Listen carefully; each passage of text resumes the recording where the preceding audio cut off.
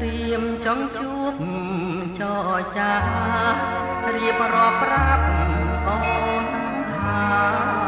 ស្នេហាបងស្មោះស្រីសូមមេត្តាត្រាប្រណីដល់ចិត្តដែលលោកបែកទេលើពិសេសជាច្រើនខែឆ្នាំដឹងទេពេលវាយយប់ថ្ងៃបងគេព្រួយខ្លួនមួយយល់តែគ្រៀមក្រំខ្យល់បងមកនាំយកអារម្មណ៍រាល់ថ្ងៃរស់ឥតត្រនំទ្រូងរំដំក្រៀមក្រំខ្លោចសាសូមឆ្លើយប្រាប់ផងឆ្លើយមកនួនល្អឲ្យបងអស់ក្តីសង្ការកុំឲ្យបងទុំខាសូមអូនឆ្លើយប្រាប់ថា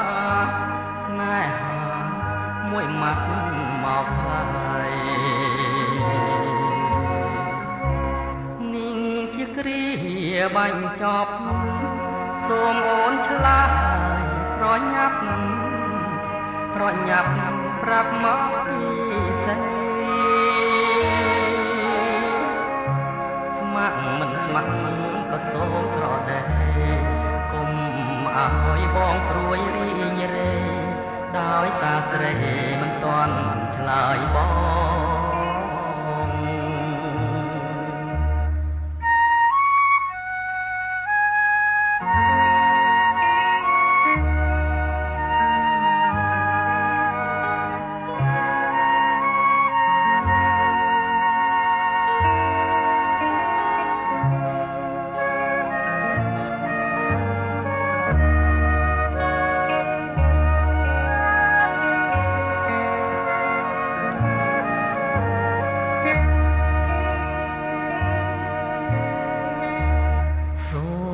ឆ្លើយប្រាប់